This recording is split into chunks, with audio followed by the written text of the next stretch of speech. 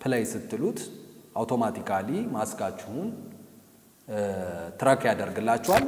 ሰላም እንዴት ናችሁ? አሸናፊ ነኝ ከኬአር ትሬኒንግ ኢንስቲትዩሽን። ዛሬ ደግሞ የምናየው እንዴት አድርገን ባክግራውንድ ብለር እንደምናደርግ ነው። ባክግራውንድ ብለር የምናደርግበት በዋነኛ ምክንያት አንደኛ ለምስላችን ዴፕዝ ለመስጠት ነው። ሌላኛው ዲስትራክሽን ለማስወገድ ነው። ለምሳሌ እዚህ ቪዲዮ ላይ እንደምትመለከቱት ከኋላ የሚንቀሳቀስ ሰው አለ። ስለዚህ ፎከስ ዲስትራክት ያደርጋልና እንደዚህ አይነት ሲቹዌሽን ከገጠማችሁ ባክግራውንዱን ብለር ማድረግ ትችላላችሁ። ለምሳሌ ብለር ለማድረግ ኢፌክት ላይ አንደር ኢፌክት ስር ትሄዱና ኢፌክት የሚለው ጋር ካሜራ ብለር የሚል ኢፌክት ትፈልጋላችሁ። ይሄን ካሜራ ብለር አፕላይ ስታደርጉት እንደምትመለከቱት ሙሉ ለሙሉ ካሜራ ብለሩ አፕላይ ያደርጋል። ችግር የለውም። እዚህ ትሄዱና ከዛ ፐርሰንት የሚለው ጋር 0 ታረጉታላችሁ ከላዩ ላይ ሪሙቭ እንዲያደርግ፣ ምክንያቱም ገና ባክግራውንዱን ሰፓሬት ማድረግ ስላለብን። ኦኬ ፔንቱላችንን እንወስዳለን። ከዛ በዚህ መልክ እንደዚህ ኤጁን እየተከተልን በዚህ መልክ ማስክ እናደርጋታለን ማለት ነው።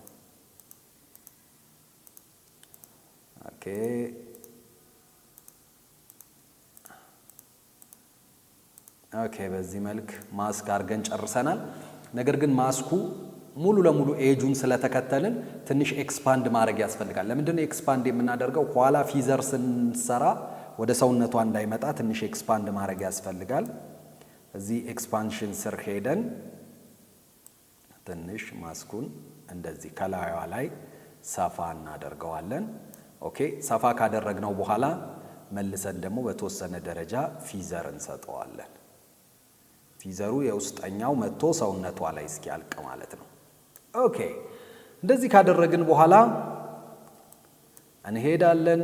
ፐርሰንታይላችንን ትንሽ ከፍ እናደርገዋለን። አይ ቲንክ ብለሩ በጣም ብለር ነው ያደረጋት።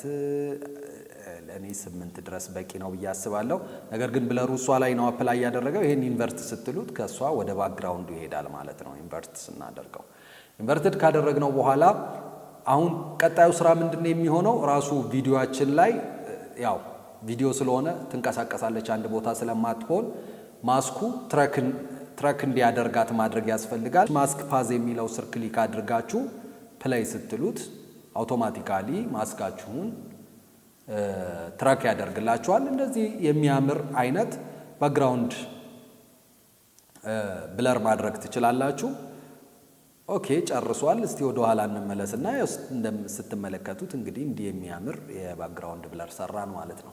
እንዲሰራላችሁ የምትፈልጉትን ቪዲዮ ከስር መጻፍ አትርሱ። ኮሜንት ላይ ላይክ፣ ሼር፣ ሰብስክራይብ ማድረግ እንዳይረሳ።